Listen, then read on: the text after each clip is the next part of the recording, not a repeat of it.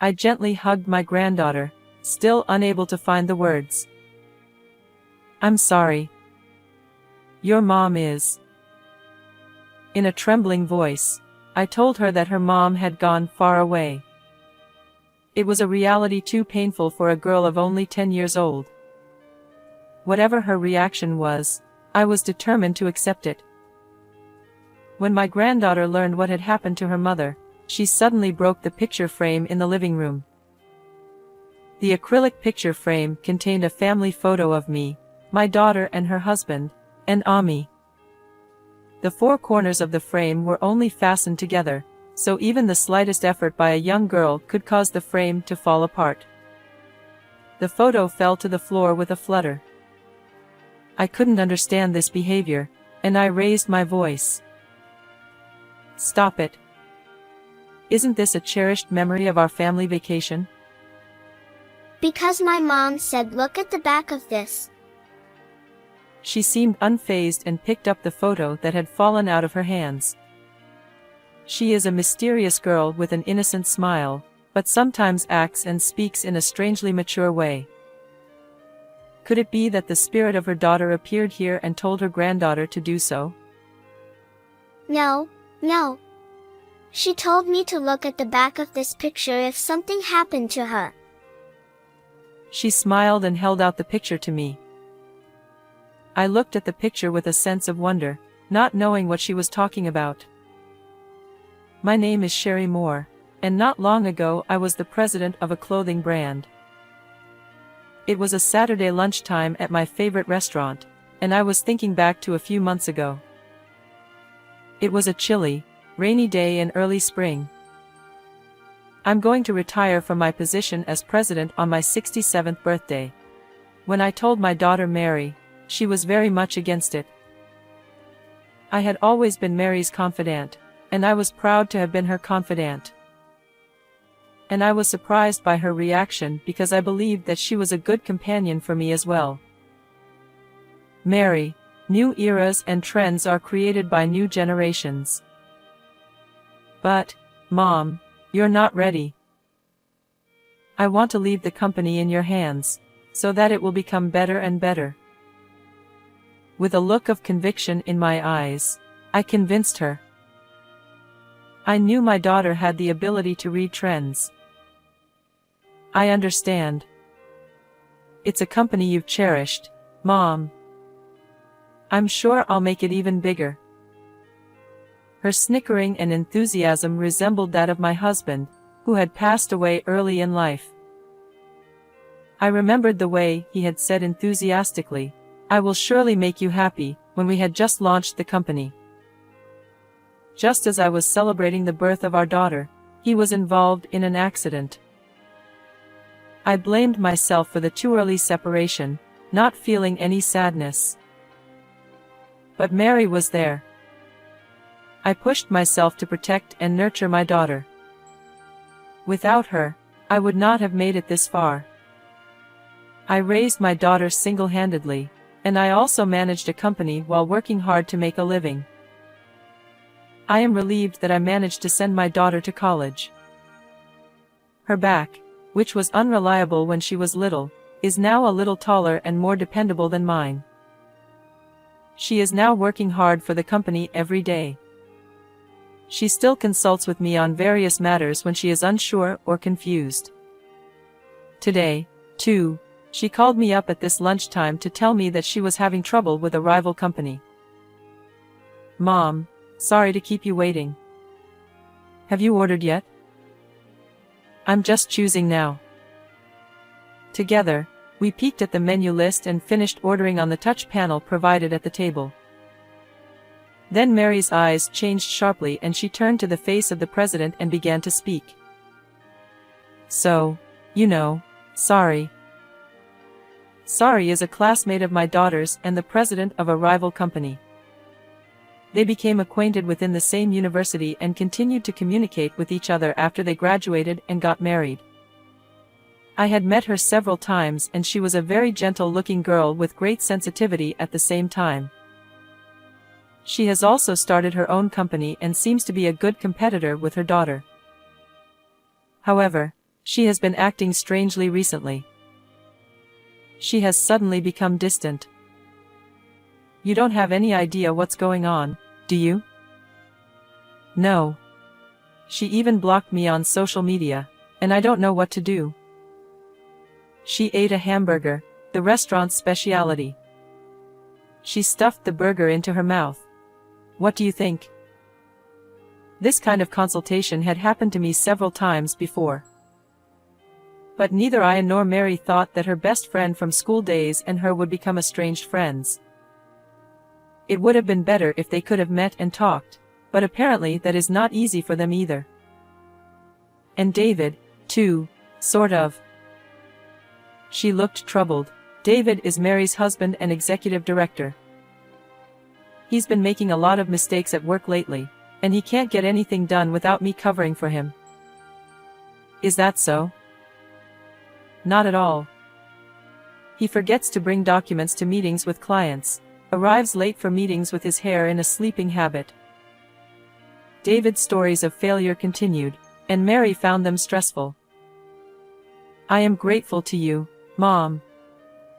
I admire you so much for raising me and running your own company at the same time. But, she continued with a downcast look on her face, that's why I want to run my mom's company properly, and I don't want him to mess it up. Finishing lunch, we headed outside. I smiled at her as we basked in the early summer sun. He's working hard, I know he is. They say that failure is the source of success, and it's just the beginning. Mary's cheeks puffed out as if she was unconvinced. About 2 weeks after my lunch with Mary, we had a family get-together for dinner. Our family has dinner once a month on the third Saturday of the month. I always looked forward to this meal more than anything else. Since my husband passed away, I have been estranged from my relatives and have no friends nearby. Since I had retired as president, I rarely talked to people, so I was even more excited now. I couldn't wait to get out of the house and arrived at the venue 30 minutes early. The place was a slightly rich Chinese restaurant, renowned by word of mouth as a hidden gem. The waitress couldn't help but giggle when she saw me getting too carried away. Oh no. I'm crazy. I was shown to a table with a reservation tag and waited for my daughter's family to arrive. I looked out the window and saw someone walking quickly under the trees. It was Sari. I leaned forward involuntarily, but it was all I could do to follow her through the window pane. Ever since Mary had told me about her, I had been somewhat concerned about her. Her brisk walk gave no indication, but I wondered what she thought of Mary. When you are in the same business, even as the president of a company, don't you get along well with each other? I did not have many friends like that, but we did not have many disagreements. That is why it was difficult for me to be close to Sari's feelings and Mary's feelings. While I was thinking about this, Mary and her family came to me with surprised looks on their faces. Mom, you're up so early. Well, I think I got the time wrong. Ha ha ha. I urged them to take their seats. Mary, her husband David, and my granddaughter Ami took their seats. Ami will be 10 years old this year. Ami is a mysterious child with an innocent smile, but sometimes acts strangely mature. We spread out the menu and ordered our favorite dishes. Grandma, I don't have a single cavity. My granddaughter smiles, showing me her beautifully erupted teeth. Well, I see. You're doing a great job brushing your teeth. Yes. I brush my teeth in the morning and at night. Ami turned her head away from her chest. She looked so cute that I felt relaxed watching her. Dad, you're an adult and you have 6 cavities. She glanced at David and giggled. Hey, don't tease the grown-ups too much. As he said this, he too smiled. I had heard that David had been making a lot of mistakes at work, and I had expected him to be depressed or something. However, he showed no such signs and was smiling from beginning to end. I was worried that he and Mary might not be getting along well, but they were chatting and laughing. You brush your teeth too, Dad? I do. I even use an electric toothbrush. The three family members seemed to be enjoying each other's company, laughing at each other's trivial talk. I thought that I didn't have to take Mary's words so seriously. Meanwhile, the food arrived. On the table were the dishes the four of us had chosen, as well as stir-fried rice noodles, stir-fried green vegetables, and a large plate of salad. Eat a lot of food, everyone. Mom. We can't eat this much. Don't worry about it. You don't have any likes or dislikes, do you, Ami? I don't like green pepper. Is there green peppers in this stir-fry? When she looked at the food suspiciously, David laughed funny. Even you don't like green peppers, Dad? I know that. The kid pointed out my son-in-law, and Mary and I both went funny and laughed. I thought I saw an unexpected side of David. Oh, no, that's not true. He laughed shyly and began to eat his rouleau rice. In the midst of the friendly atmosphere, I looked around the restaurant. The restaurant was crowded with customers, probably because it was lunchtime. The waitresses were busily setting up tables and showing customers around. In the kitchen, frying pans were dancing and dishes were being prepared one after another. A well-built man who seemed to be the head chef. Xiao Lon Bao at table 7. He raised his voice. A female waitress heard this and quickly brought the food to the table.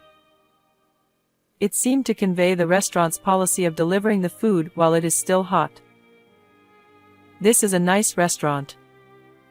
The food is excellent, I said after taking a sip of tea. Yes, it has a nice atmosphere. But I think my wife's cooking is the best. Hey, what are you saying? She said with a shy laugh, but she seemed a little happy. What a smiling sight, I thought, and then my granddaughter opened her mouth. Liar. At that moment, the adults present froze. I could no longer hear the bustle in the restaurant, and a strange quietness overtook me, as if the sound had disappeared. The three adults stared at Ami. Ami, what did you just say? I asked my granddaughter with a drawn-out smile. I said Dad's a liar. He always leaves Mom's dishes uneaten. No, no. It's because I eat too many snacks before dinner. As he awkwardly defended himself, Ami gave him a skeptical look. However, her innocent expression soon changed and she laughed. Really? Dad, you shouldn't do that. You're right, Ami is really patient. From now on, no snacks for Dad. Oh, no, of course not. We immediately burst into laughter, and the three of us were back to smiling. Before we knew it, we could hear the sounds around us, and it seemed as if the lively atmosphere had returned. After eating apricot pudding for dessert, the dinner ended without a hitch. On my way home, I reluctantly said goodbye to Mary and the others, and we exchanged greetings. Thanks for the food, Grandma. Bye-bye. See you later, Ami. She ran off in the opposite direction of the road I was going home, waving her little hands in the air. I wondered what my granddaughter had been like today, and I noticed that both Mary and David were smiling as if to cover it up, saying, "She's always like that." "Mom, we'll see you next month." We'll treat you next time. With that, the two of them disappeared into the hustle and bustle with my granddaughter. As usual, they dined together in a pleasant mood and chatted happily. As we parted, I felt the same sense of reluctance in my heart as usual. However, I feel as if I have developed something that bothers me like a thorn in my heart. Mary and I exchanged "see you next month" greetings, but this was unexpectedly betrayed. Within a few days after the dinner, my daughter was involved in a traffic accident. I rushed to the hospital, but it was already too late. She was only 38 years old. I couldn't believe it. Why did she? She was lying in the hospital bed with her eyes tightly closed, and David came in and quickly went out into the hallway, but it was not my imagination that I could hear his sobbing voice. Both he and I were saddened and could not say anything for a while. David, who had regained his composure earlier, told me with a tear-stained face, I'm sorry. I have a meeting in a few minutes. Can you pick up Ami and take her home? "Well, do you have a meeting?" Also, I think I'm going to be flabbergasted and will be out of the house for a while, so I need you to take care of Ami for me. I said, "Okay." It was all I could say. As he left, I watched him go. I was stunned by the suddenness of the event. I was not strong enough to act as quickly as he did after losing a loved one. The days I had spent with my daughter passed through my mind in an instant. I almost overlooked the fact that my granddaughter was among them. Right now, Ami is leaving school at this time and does not know about this yet. How should I tell her about her mother's death? Puzzled, I decided to go to my daughter's house. Using the duplicate key in the mailbox, I entered the house and began preparing to take care of Ami. Soon after, Ami came home. Grandma? She must have seen me and guessed something. She put her pastel-colored bag down in the living room and approached me. She was staring at me curiously, without her strikingly innocent smile. I hugged her gently, still unable to find the words to say, "Ami, I'm sorry. Your mama is." In a trembling voice, I told her that her mother had gone far away, a reality too painful for a 10-year-old girl. Whatever her reaction was, I knew I had to accept it. However, she slipped out of my arms and picked up a picture frame displayed in the living room. In the acrylic picture frame was a family photo of me, my daughter and her husband, and Ami. Ami? She stared at it for a moment and then suddenly broke the picture frame. The photo frame, which had only 4 corners fastened together, came apart immediately with even the slightest effort by the young girl. The picture fell to the floor with a flutter. I couldn't understand what she was doing, so I raised my voice. "It's a precious memory of our family vacation, isn't it?" Because Mom said to look at the back of this picture. Ami seemed unfazed and picked up the fallen photo. Did the spirit of her daughter appear here and tell her granddaughter to do so? No, no. She told me to look at the back of this picture in case something happens to her. She smiled and held out the picture to me. I looked at the photo with some trepidation, not knowing what she was talking about. When I turned it over, I saw that in Mary's handwriting, she had written, "My husband is after me." I could see that she was trying to convey something in her scribble. What does it mean that her husband, David, is targeting her? I don't remember hearing anything like that from Mary. Did only Ami and Mary know about this? Is there any connection between this message and Mary's death? Did David kill Mary? He had never shown any sign of such a thing, and just a moment ago he was in the hospital with me, mourning Mary's death. Various thoughts were going around in my head, and I was at a loss for words. Then, David came home, mumbling and blabbing. Oh my God. I can't believe I left my files here. I took the opportunity to catch him and question him. David, I need to talk to you. Please come this way. No, I have a meeting. He seemed to want to avoid talking to me. He looked as if he was trying to hide something or knew something he did not want me to know. I held up the message on the back of the photo in front of his eyes as he was about to leave. What is this? He looked it over quickly. Jeez. He muttered quietly. He instantly looked away. I pressed him further. Answer me. These letters are written by Mary. I don't know. My wife is dead, and what is this naughty prank?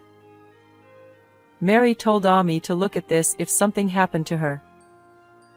How come you don't know? Mary gave Ami a message. He was obviously upset and his eyes were glazed over, and gradually he began to sweat as well. I tried to get him to tell me what was going on, but he just kept saying he didn't know. At that moment, Ami said from the side, No wonder Dad doesn't know. Neither Mom nor Dad talk about anything at home. Ami, stop it. Mom told me. She says that you don't listen to her, and that it's a waste of time to talk to you. The other day, your mom and dad were talking nicely. That's because they didn't want Grandma to worry. So they were trying to make it seem like they were getting along, she said. Ami, shut up already. Don't tell lies. It's the truth. You're the liar. Who is the liar? David was furious and pumped his fist in the air. I jumped on him, knowing that he was going to hit my granddaughter. Don't you dare touch Ami. Let her go. He raised his fist and slammed it down on my back. Ow. Grandma. I fell to the floor with a dull thud, and Ami approached me and looked into my face worriedly, tears threatening to spill from her moist eyes. If I didn't do anything, David would beat the shit out of both of us. He was mumbling something, his face turning red and his shoulders shaking. It's her fault. All of it, all of it. I didn't know who he was talking about. Anyway, I got up and urged Ami to go outside. Oh no, Grandma, you have to go out with me. Finally, tears spilled from her eyes. My granddaughter hugged me and started crying, while David was still mumbling something. I held my aching back and crawled to the front door. David noticed it, and said to me, I won't let you go. With that he took a pair of scissors that were close at hand and chased after me. I was only a few steps away from the front door, but I couldn't get there in time. I held Ami as if to protect her. Somebody help me. I shouted. That was when the door suddenly opened and someone jumped in. Hey! With a booming shout, Sari appeared. Using her business bag as a shield, she lunged at David and pushed him back, causing him to stumble and fall to the ground. Sari followed up by putting her arms behind his back and pinning him to the floor. You give it up. I've called the police. What did you do to the two of them? Ow, ouch. Who are you? Both Ami and I were taken aback by the appearance of someone so unexpected. Sorry. What brings you here? Oh, it's been a while. Mary asked me to take care of you too. Sari said that she had promised one thing to my daughter. That was when Sari's company was not doing well and she consulted Mary about management policies. She took some of my daughter's advice and put it into practice, and the business gradually recovered. As a thank you for her help, Sari told her to let her know if there was anything she could do to help. Well, if anything happens to me, you take care of Ami and Mom, okay? She had no idea what she was talking about, but Sari kept that promise in mind for a long time. I knew Mary had the ability to see something ahead of time. So I believed that there would eventually be something. Nothing was better than nothing. She chuckled. So I investigated what was happening near Mary. As she hired a detective to investigate, she became concerned about David. At first, she thought that he was Mary's husband and that some related matter could have come up. But then she realized that it was a bit unusual. What do you mean? You know that he had Mary cover for his mistakes at work. Of course I knew that. But what does that have to do with this? David groaned in frustration. It's her fault. Mary always helped me as a matter of course. It was unnecessary. It made me uncomfortable. Uncomfortable? Is that what you thought of her? She has damaged my self-esteem. I'm the managing director. He had a recrimination against Mary. And out of that resentment, he was planning to take over the company. After everything was exposed, he started ranting and raving about things we didn't understand. Sari held him down firmly. He continued to rant and rave. I thought today's car accident was lucky. I thought I had a chance to take over the company. No way. You were crying in the hospital. I heard his sobbing voice. Was that an act, too? Acting? No, it was not. That was a cry of joy.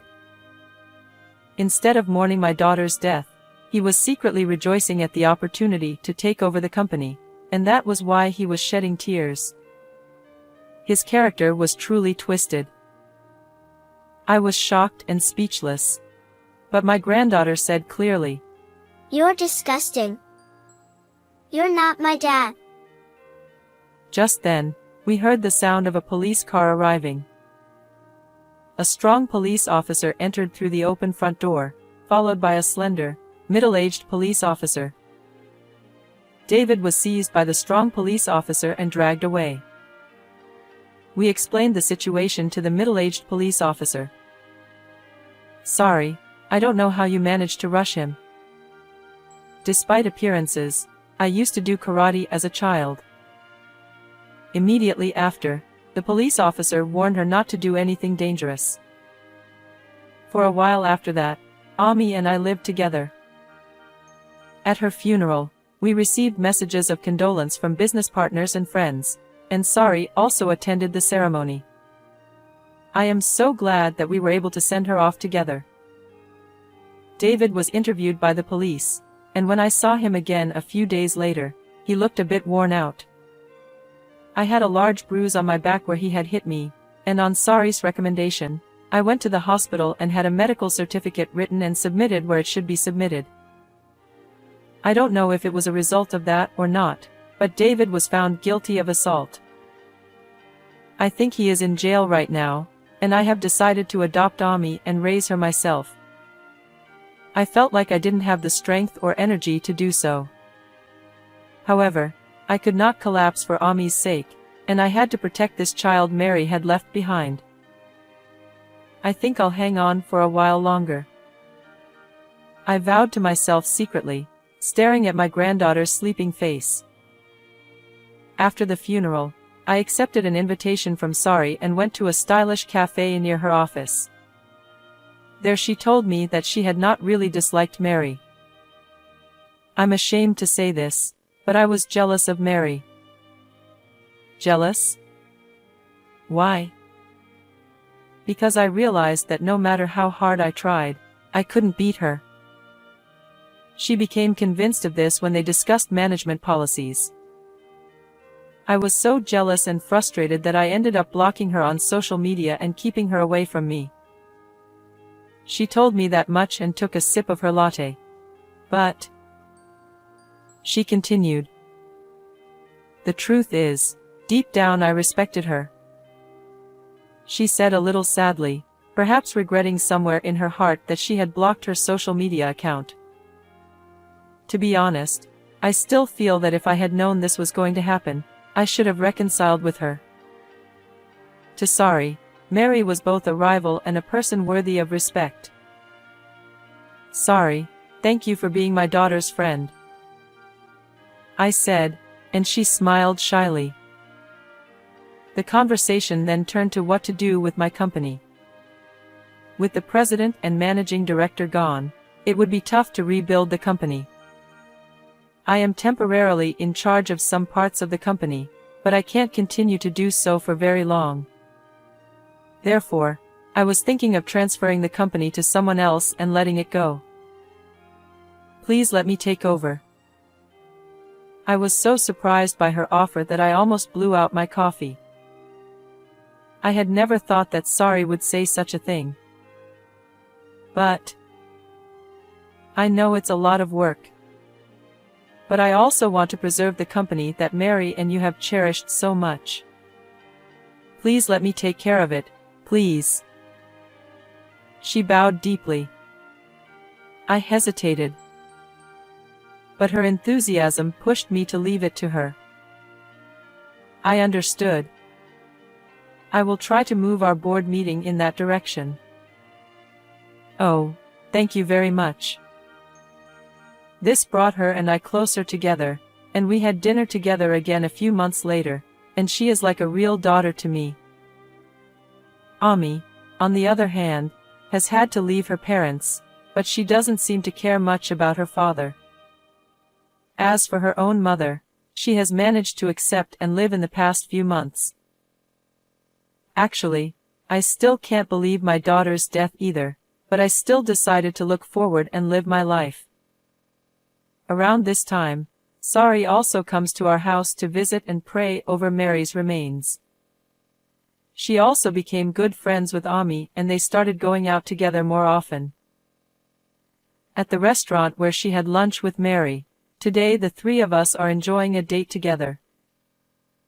Sorry, I don't have a single cavity. Ami deflected her chest.